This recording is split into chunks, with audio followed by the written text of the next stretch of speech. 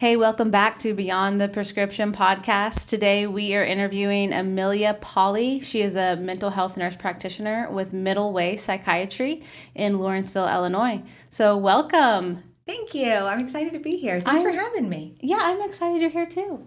Like we just started working out together and just kind of hit it off, didn't we? Yeah, I was really happy to meet you. And it's like, you're a nurse practitioner, I'm a nurse practitioner. What? Okay, cool.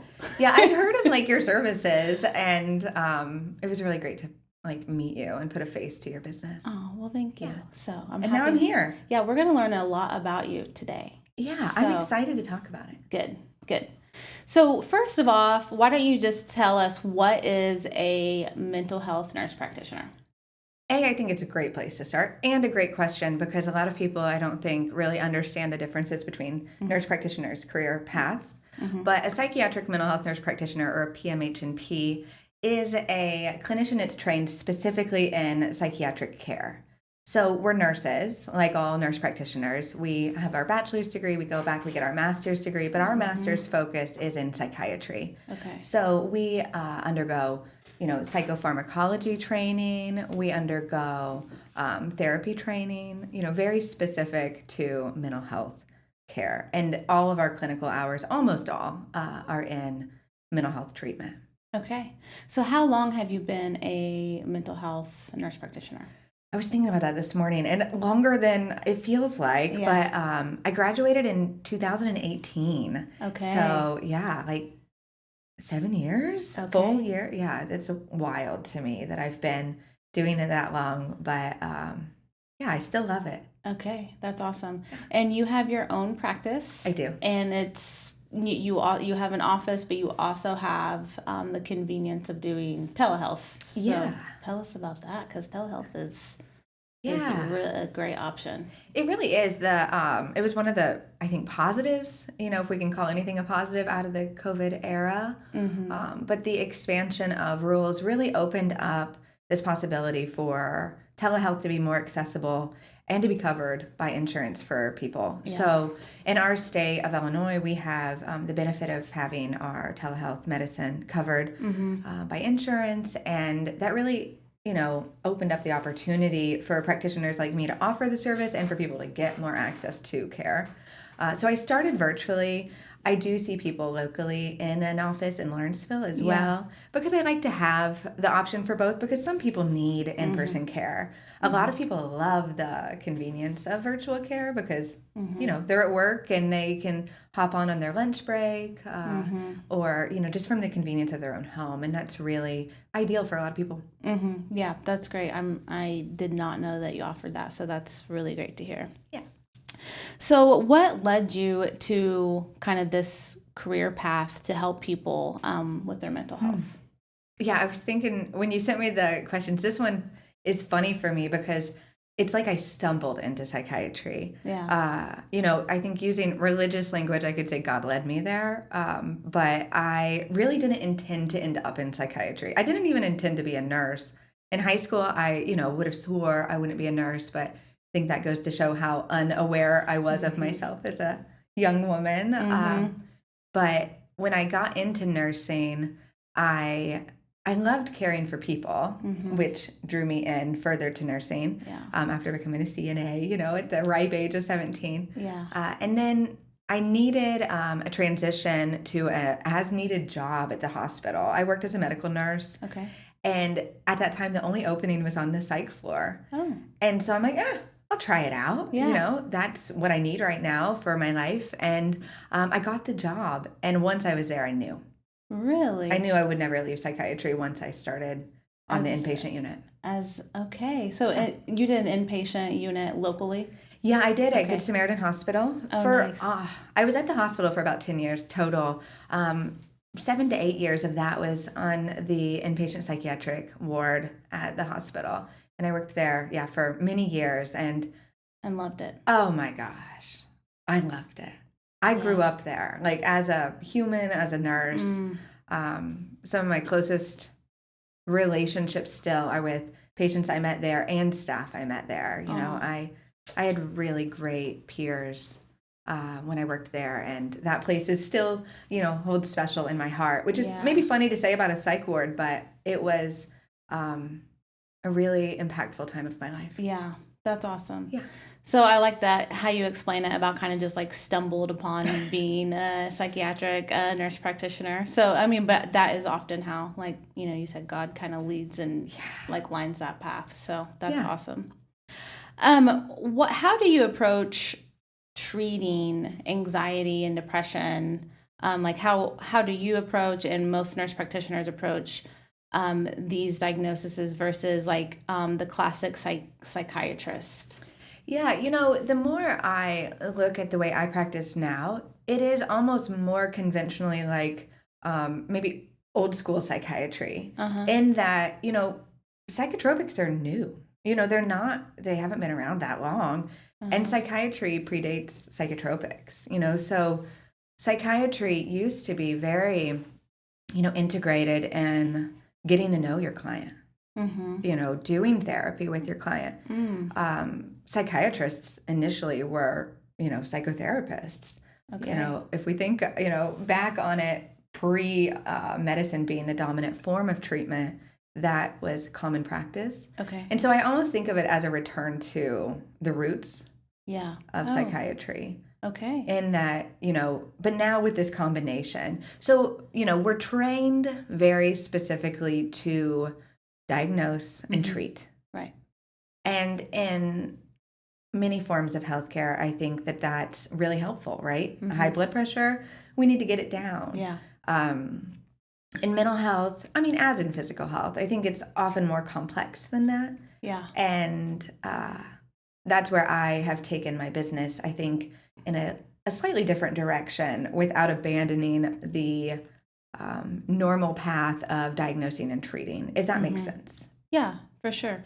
And I did not realize that whenever you're talking about back, it was kind of like a whole approach, like getting to know your patients, like with a psychiatrist and things like that. And then probably like modern day busyness and having to see so many patients and stuff has really kind of almost harmed patients in a way, because it's not a full circle line of care.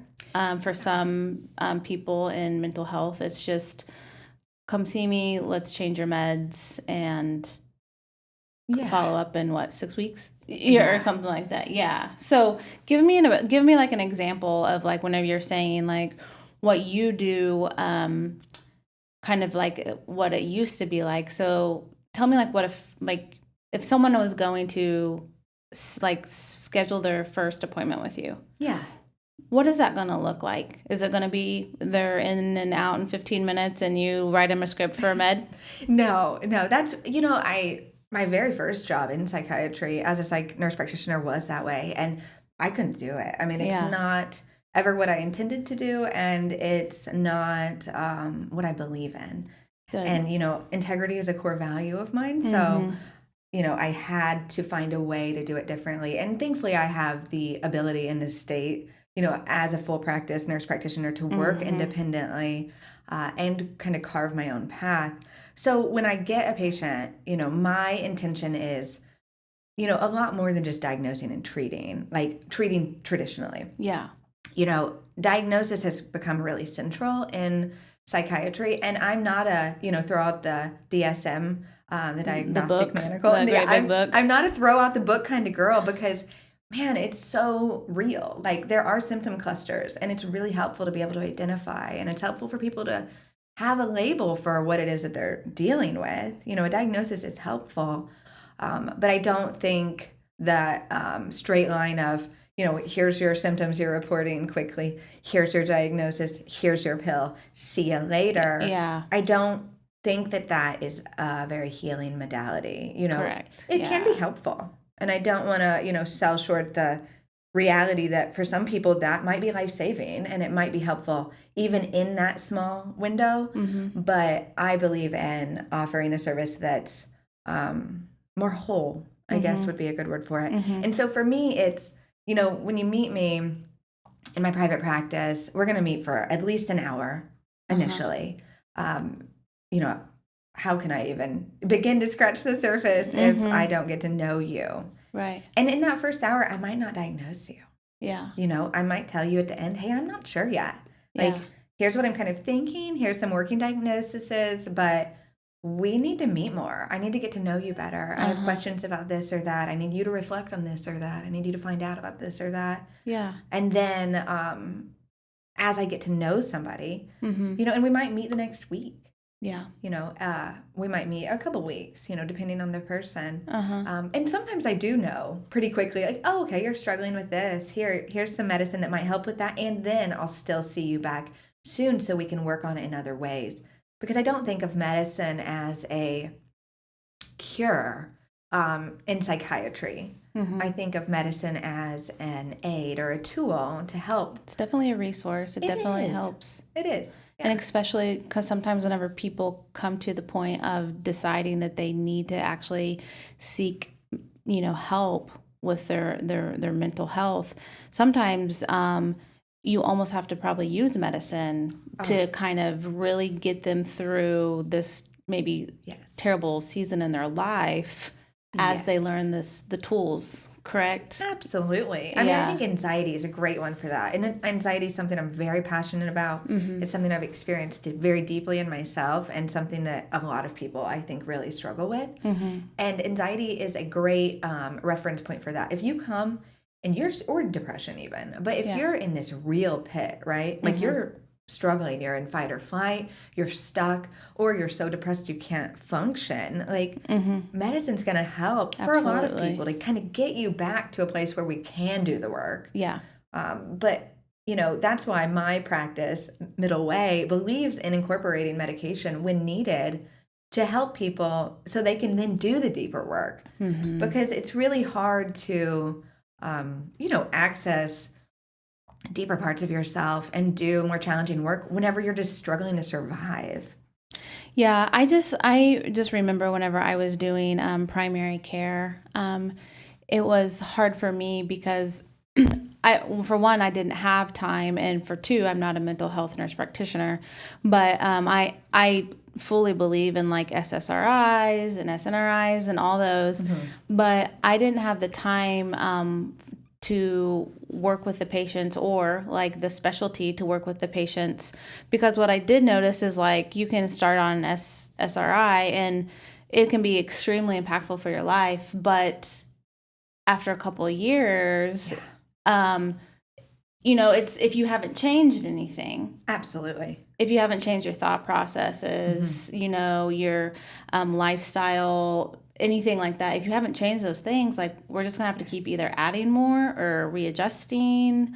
So that's why I think what you're doing is beautiful, because we're going to use medicines because medicines are valuable. Yeah. But we're also going to get down to this core of what could be going on and how do you transition in your life and make your life better. Absolutely. Using medicines, not using medicines, whatever it may be for your future. So absolutely. That's really good. Thank you. Yeah, I think that's a great point. Yeah.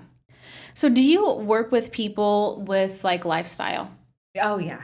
I would say that's, if I had to break up my work with people, I would say, I believe in the holistic model, which is, bio, meaning, biological, the body, psycho, social, social, emotional, spiritual. So, we're thinking of somebody's physical health, somebody's emotional health, their mental landscape, as I call it, or their thought processes, how they think and view the world, their social environment, everything that's going on around them, and then also their spiritual world, or, another way to say that is the meaning that they find in their life. Yeah. So, yeah, I, work a lot with people on those things because just like you identified, medications are I don't want to call them a Band-Aid, but in some ways they are. They can help us through seasons, but typically they're not curative in psychiatry.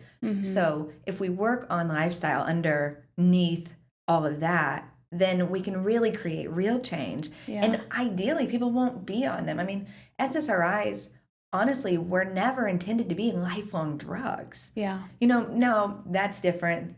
than say bipolar treatment or schizophrenia treatment. You would need those in those diagnoses. Yes, Yeah, in you those have to have them. diagnoses, Yeah. most of the time, there's some people that would advocate for a different narrative there. But for most people, it seems as though those medications are more likely to be lifelong treatments that are really beneficial over the long term. Yeah. But when it comes to depression and anxiety, I really believe that not for everyone, none of this is for everyone, right? Right. But for most people, if we do lifestyle work, we can get you to a place where you can come off your medicine and not need it long term. Yeah. That's great. And because I think that is a struggle that a lot of people have is they're like, I just don't want to be put on medicine. Yes. And it's like, okay, we understand that. And we want to meet you there. But if you're having this, this, and this, the medicine can help you, but it doesn't have to be, that long. What do you say? Like 6 months, a year? If somebody's going through like a major event in their life, I say something. 9 to 12 months, depending on if it's a significant depression, right? Like as soon as we get you better, I'm not gonna recommend you come right off your meds. Cold turkey. But don't do that. But if you can maintain, and we've also done this work and implemented things, then we're gonna slowly see if we can get you off and see how you do. And then that's a tool that you can always go back to, but maybe not need chronically. Now, no shame in needing medication always. I think it's important that we keep that narration out there and that people feel comfortable staying on their medicine. Yeah. Maybe it's not a season of life you want to even test that. It seems like for most people, medications are, especially SSRIs, are safe in the long term. So, I don't believe in shame as a model. Right, absolutely. So I really believe in kind of following what a patient is comfortable with. Right. And what their goals are. Yeah. Yeah. Because like some of them, like you said, like they don't want to be on the medicine, but other ones, if you feel like they truly need it, that's, it's there for a reason. Yeah. And if they feel like they truly need it, until they're ready. Yeah. To kind of try to transition off. Yes. Yeah. What lifestyle interventions have you, like over your years of providing care, like what do you see most beneficial to like a patient who has anxiety? What's like a lifestyle intervention that you have for them? Everyone hates it. Okay, what is it? Exercise. Oh, I love exercise. Okay. I thought you were going to say not everyone. I thought you were going to say no caffeine. Oh no. Probably that too, but okay. I can't recommend that because I would be a hypocrite. Yes, obviously caffeine can exacerbate some anxiety in people, and those people normally know if it does. Yeah. But man, exercise is an underappreciated.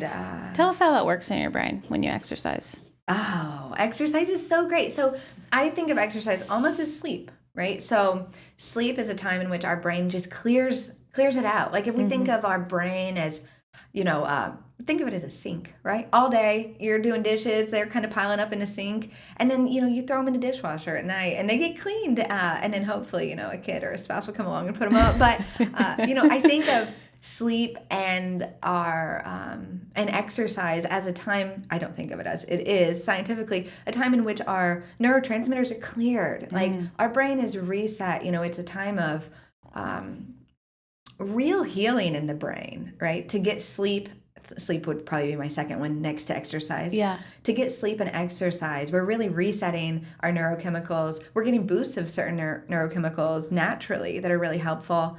And that is such an underappreciated and powerful tool that we all have access to if we have a body. I mean, you can go out and go on a walk, you can, and not just on a walk, but if you're in an able body, go on a 30-second sprint, that high intensity exercise specifically. Yeah, it releases like dopamine and things like that, right? Yeah, and like BNDF, and the underappreciated part, I think, is how powerful exercise and sleep both are on our neurochemicals. Yeah. And on our bodies, right? We almost all feel better after we exercise. I mean, maybe we're sore, but we just feel better. We feel accomplished. Yeah.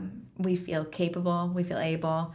And our brains are healthier when we exercise and when we sleep well. So I would say sleep and exercise are the two pieces that are almost always lacking Okay. in most of our lives here in the West. And if you are struggling deeply with, say, something like anxiety, then if you're checking in on your sleep, if you're getting enough sleep, meaning like 7 to 8 good hours, and you're exercising regularly, you're already taking big steps towards maintaining your mental health or improving your mental health. And I think that's underappreciated a lot.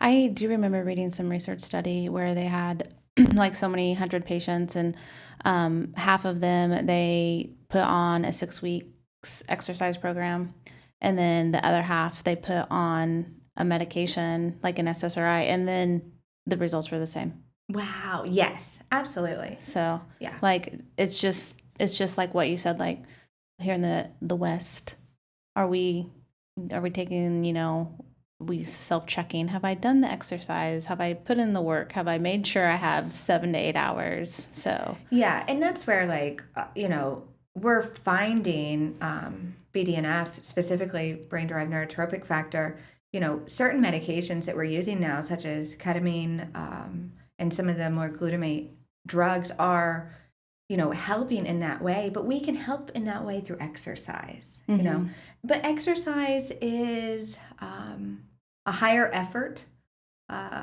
thing than taking medication. It's hard. It is hard. And so that's where, I believe, like we talked about earlier, some people need the medicine to kind of get them to a place where, okay, now I can go exercise. Like I'm a little more stable now.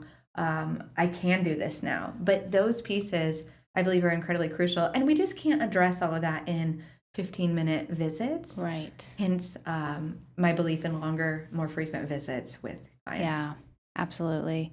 And that's why I feel like I failed my patients in primary care, because I wasn't able to give them the time and sometimes the other resources that they needed, because with working for with a corporation, you are required to see, so many patients in so short of time, and they put all this pressure on you. And so sometimes you just have to be like, all right, we're just going to have to start you on a medicine, and I'll have to see you again later, you know? And I do feel like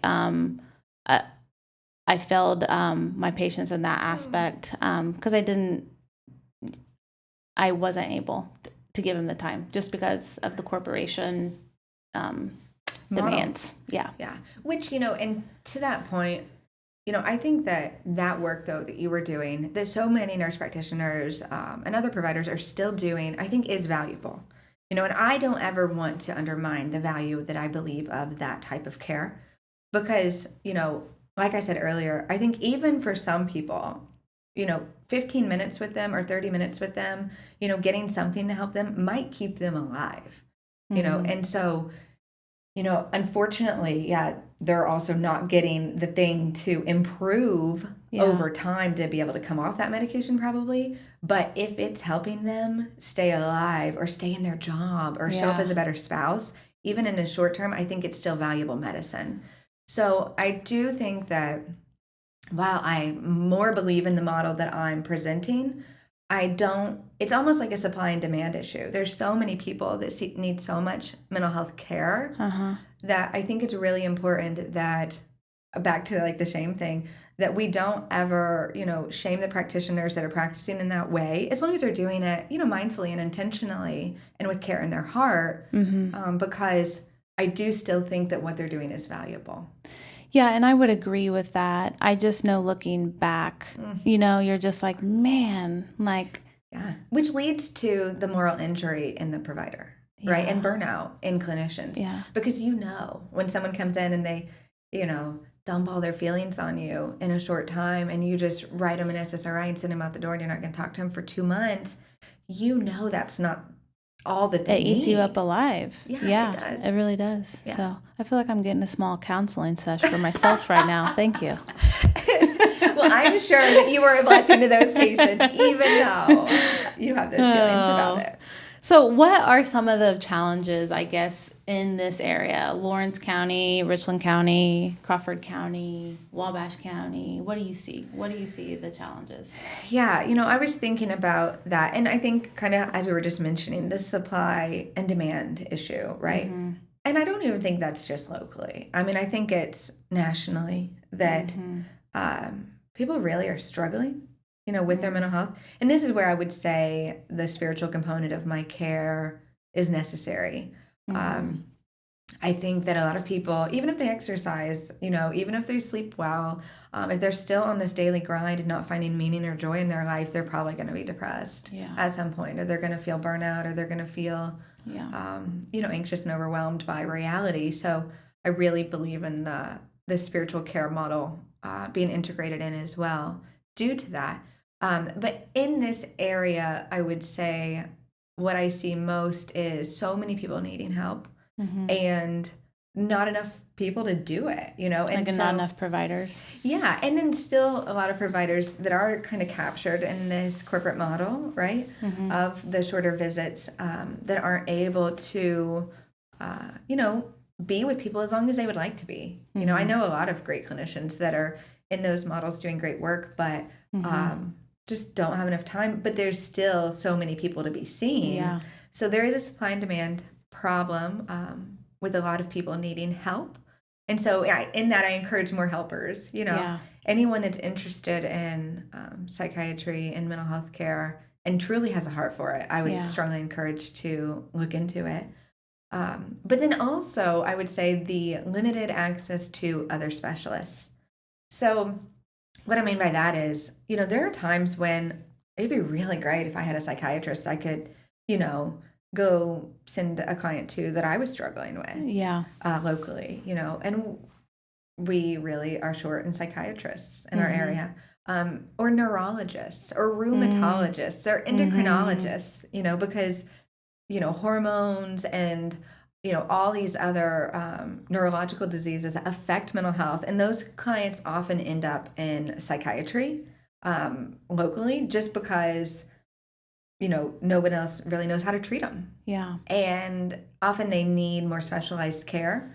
And a lot of clients can't make the drive, or they have 6-month waits, to get into these specialists. So that's where clinics like yours that do more lab testing, right? Quick access to labs, hormone optimization. I really think nurse practitioners are filling this gap in ways. Yeah, I agree. And I'm really encouraged by that because I'm not a hormone specialist, but I know the hormone system deeply impacts people's mental health. Right. So if I have someone, like you that I can send a client to get their hormones, checked or optimized, then that's one link that's been addressed for that patient that otherwise wouldn't have been. Yeah. So I really think nurse practitioners locally are leading the charge. I mean, I know there are doctors doing it too, which I'm super happy about, but I really see nurse practitioners filling those gaps to provide more comprehensive care to clients, to really address the whole person, body, soul, and mind. Yeah. And I think I also am seeing a shift in care of, we want to help the patients take charge of their health. I love that. Yeah. And to me, if a patient comes to me and they want certain things tested, we're going to test it. Yeah. I love that. I mean, I'm not going to tell you, no, you don't need that test. If I can order it and their insurance will pay it, or if they want, they feel like they can pay cash for it, why not test it? Yes. So if they want hormones tested, or if they want vitamins tested, if they want certain genetic things tested, certain cardio profile, I mean, why wouldn't we? The patients are saying I'm worried about my health. I want to see what is going on with it. I want to make sure that there's nothing here going on because maybe I don't feel right, so I just want to rule out all things. But I think we are transitioning in healthcare, and it's a win for everyone. Let the patient also have a say in their care. Absolutely. I love that. And I think that, I even felt that resistance, in myself initially, right? People would come and say, I think I have this, right? Or I want you to check this. And, there's this initial almost internal stigma of what? I'm the professional. But then I'm no, you're the professional. You know yourself more intimately than I could ever know you. Right. So if you're coming to me and you resonate with a diagnosis you've learned about, or you want to look at something that you feel could be wrong because you resonate with it, Mm-hmm. then absolutely, I think empowering the client, it is an age of information, and people have way more access to information now. Yeah. And a lot of people are really smart. Yeah. And they're listening to really smart people. Yeah. And I think empowering clients to learn about themselves, to care for themselves, to advocate for themselves is huge. And that's a big part of my practice, is allowing clients to interject their views and opinions, because literally that's what I'm there for, is to hear, what they think.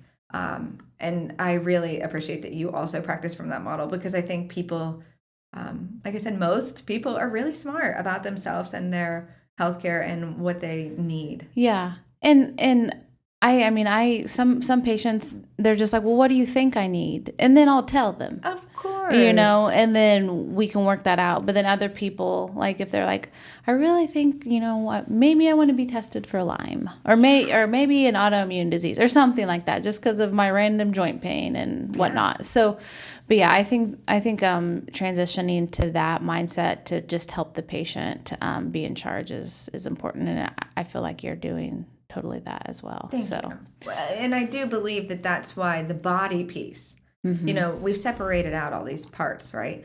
Psychiatry is only your mental health. Well, no, it's your literal body is informing your mental health, and vice versa. So, if we're not checking your physical health conditions, not checking your vitamin levels, doing these things, then it's really hard for us to know what might be driving your symptoms of depression. Right. Yeah. Because like for example, with males, sometimes they just need a little boost of some tea. Give them some testosterone and they feel they're 100%.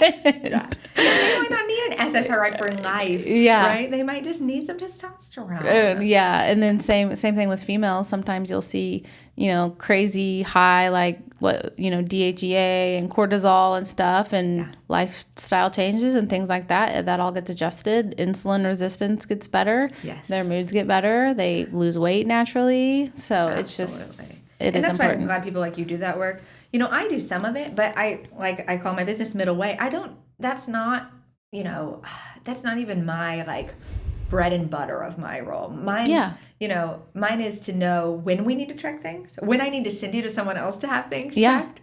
And then to really get in there with you and learn you, understand you, help you learn and understand yourself, so we can discover what those areas are. Yeah, absolutely. That's really wonderful. Thank you for everyone that you're helping in a holistic, full circle way. Yeah. So good for you. What do you see in the future for mental health care? Wow, that's a fun question. I mean, in our ever expansive world of medicine, I think this is a good point to insert, my beliefs of not throwing the baby out with the bathwater. So, we've made a lot of progress in destigmatizing mental health treatment. Yeah, we have, haven't we? Yeah. Yeah. But I do believe we're at a pivotal moment of risking setbacks. Okay. And I think that thankfully, I think people are transitioning to this reality that holistic healthcare is the best healthcare. Yeah. Like the consumer even. I mean, right. Each of us, I think, are really starting to understand that. Right. In doing so, though, I fear, the demonization of psychotropics. Oh. And I have seen, and this goes back to my roots of inpatient psychiatry. And even outpatient now, obviously, after many years, but I've seen psychotropics change lives. Absolutely. And so I really hope that we can start to scrutinize some of the practices of maybe polypharmacy, prescribing all these meds, never working people off of medications, prescribing too quickly, prescribing too much. Yeah. I hope we can look at that mindfully, intentionally, without demonizing the medication that is also often very helpful to people. Right. But I do think we're kind of at a crossroads where, we're hearing some rhetoric in that direction already. And it's important for people like myself and people that believe in the power of evidence-based practices and medication as a tool, not a cure, usually as a tool in psychiatry, to kind of advocate for holding space for scrutinization and also supporting these treatments. But on a more fun front, or I don't know if fun's the right word, interesting front, psychedelics are all the rage in psychiatric medicine at the moment in research, which we've been here before, decades past. But so explain that a little bit to me. Yeah. So psychedelics that are primarily being looked at currently are MDMA and psilocybin. Okay. They are not the only ones, but those would be the primary ones. So Johns Hopkins has done a lot of research on them. An organization called MAPS has done a lot of the MDMA studies. It went up for FDA approval last year and was denied based on what the FDA declared was study biases. Okay. But MDMA is being tested for PTSD in conjunction with psychotherapy. So how does MDA work? So MDMA is a really interesting drug in that it is used, it's very quickly impactful. So MDMA is an active ingredient in party drug ecstasy. Okay. But MDMA in these studies is being used in conjunction with a therapy session. Okay. And long-term therapy. So some of the sessions include the MDMA, some of them don't. Okay. The client comes in, the MDMA is quickly effective. It impacts a person in the moment. Okay. So it's not like you take it for 6 weeks, it builds up. It affects you then. Instantly, okay. Instantly. And you're able to feel more positive emotions while also accessing areas of your amygdala, your fear center, that otherwise you wouldn't be able to access. Okay. And ideally in a therapeutic setting with a clinician that you're comfortable and safe with. And it's been shown to be really impactful for PTSD specifically. That's good to hear. The studies are really interesting. But what we're looking at in psychiatry and research right now is looking at psychedelics as a means of quick change. So, we all know if you get a prescription for an SSRI, most of us know at this point, it's going to take 4 to 6 weeks. Yeah. Psychedelics are rapid acting drugs that can create very quick and effective changes in people's mental state and reality. And so I think the shift in psychiatry research right now is trying to find more effective treatments that are quicker acting. I mean, it's very American of us, right? Like, what can we do quicker, faster? Yeah. And I have a lot of interest in that area, and could talk on that for days, but we can table that for now. But it is an interesting time in psychiatry. That's good. And so I don't follow, any of that. So that is just for different ways and different treatments being available and studied is great to hear. Yeah. You touched on PTSD. Yeah. I want to bring that up for a second. Yeah. So old school train of thought, only veterans have PTSD, things like that. So, but actually PTSD is a real thing, and it's absolutely 100% like veterans need to be cared for, but there's also a lot of other people who are not in military or have had something along the lines of that kind of lifestyle that struggle with PTSD. Absolutely. So tell me a little bit about what are the symptoms, or what do you see happening with PTSD? Kind of just give us like a nutshell of what happens and how it shows up in your life. Yeah. Well, I think that's a great point, that PTSD is a diagnosis that we really have had to really re-expand our mind around to include a lot of different populations. But PTSD looks different for everyone, just like most psychiatric conditions, but there's symptom clusters. So a lot of times people that have PTSD will come to me and usually they're also struggling with some like depression or daily anxiety. So by the time they come to me, they're not feeling well. So Yeah. either they're like on edge all the time, they're really anxious, or they're depressed, they're not finding meaning in their life. A lot of times they will say that specific things trigger them, right? Like I'll be going in Walmart and I'll walk by a certain aisle and I'll feel unsettled, or I'll go to my grandma's house and I just can't stand being there, Yeah. right? Like just specifics like that.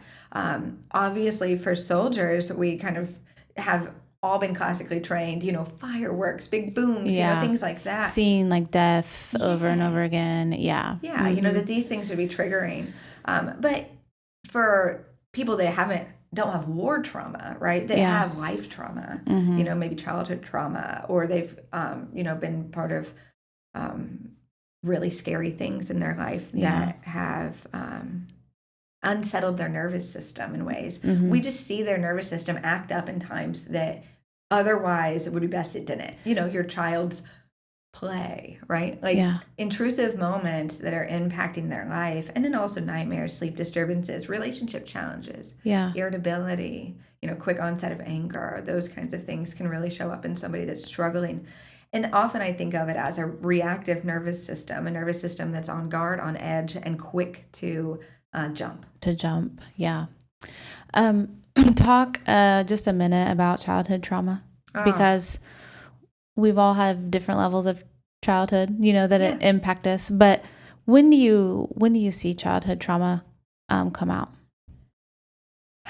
So, I think a lot of people unfortunately have childhood trauma, of one degree or another. And trauma doesn't necessarily mean you're going to have PTSD. Right.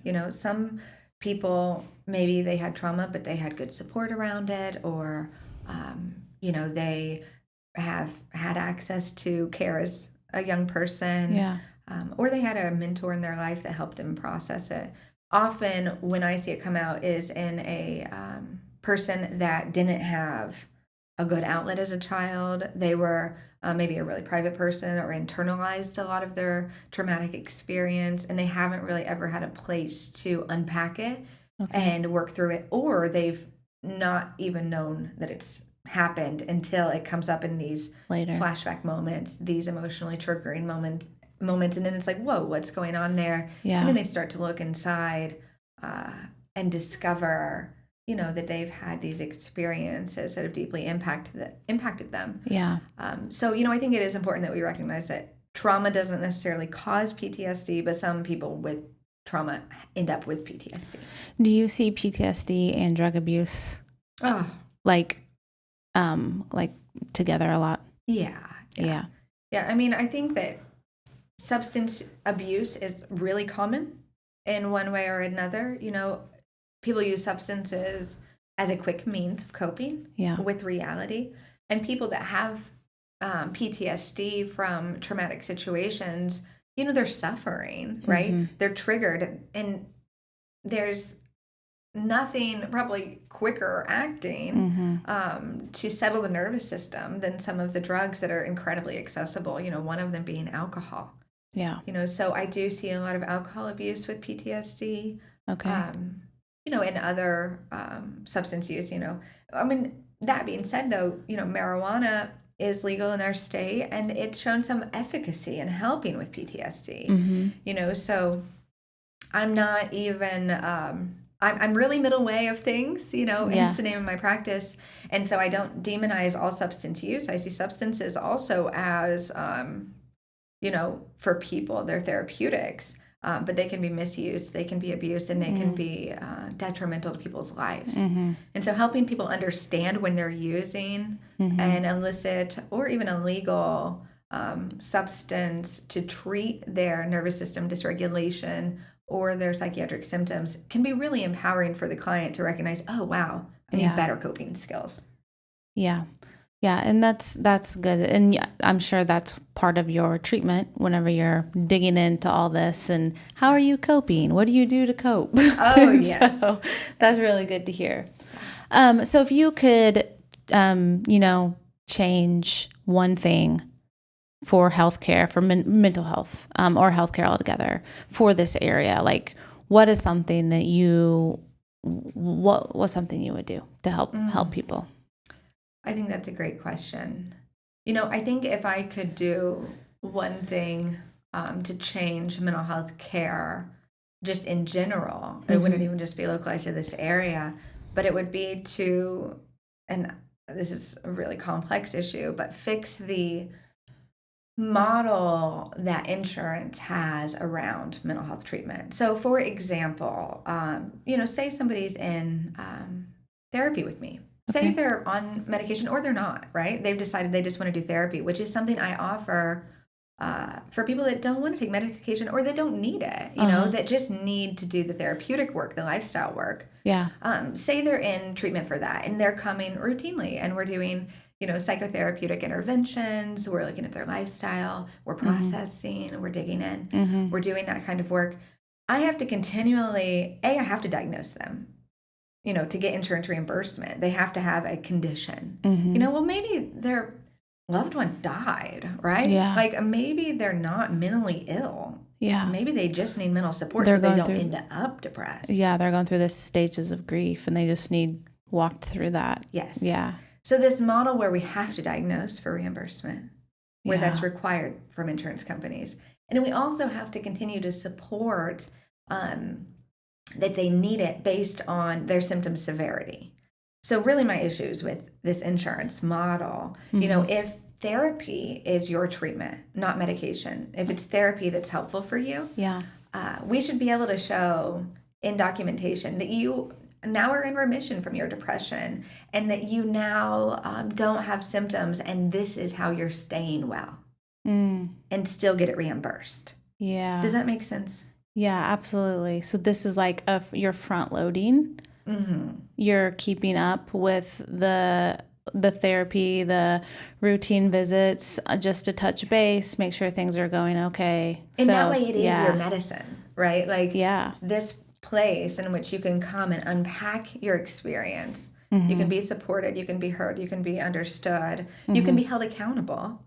That is your medicine.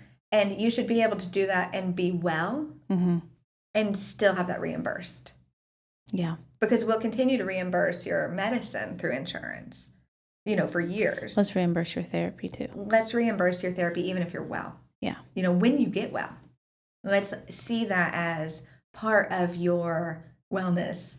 Yeah. See it as your medicine and reimburse it. So my beef would be with insurance in those ways. Preventative medicine should be covered. We should, be able to kind of reimagine how to keep people healthy. And people pay a lot for their insurance. And I feel like insurance could step up and cover those services. And then people would be less unhealthy and have less health decline and issues. And overall, I think it could actually save the insurance companies money. Yeah, absolutely.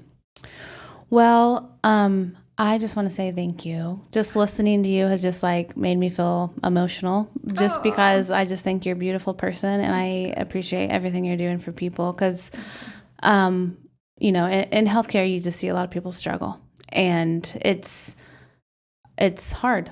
It's hard. And you going full circle for these people is a beautiful thing. So thank you for coming. Thank you. Thanks for working out with me in the mornings. I love it. I love it. That's me holding myself accountable. When I tell other people, I take what I do so serious. And when I tell people all day, you need to exercise, and I look at my own life and I'm like, I need to exercise. Then I realize, okay, I got to get to the gym. Nutrition's another one, right? Like I believe, like I said, integrity is so important to me. So when I'm telling people things, I'm also trying these things. I'm also trying to do it in my own life. Yeah. Yeah. But I really appreciate you having me and having this conversation with me and being here as a resource in the way that you are, because we can't do this independently. I believe in this interlocking, holistic care requires a lot of us to care.